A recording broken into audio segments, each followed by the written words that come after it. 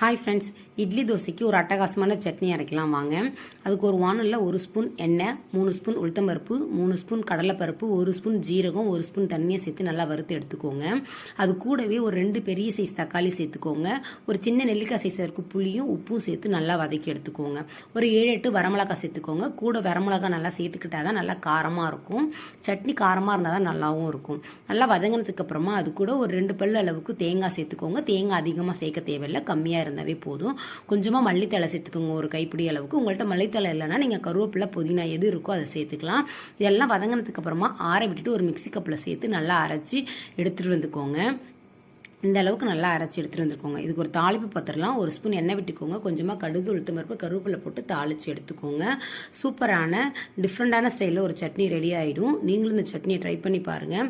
சூடான இட்லி, தோசைக்கு, ஆப்பத்துக்கெலாம் தொட்டு சாப்பிடும்போது ரொம்பவே அட்டகாசமாக இருக்கும். ட்ரை பண்ணி பாருங்கள்.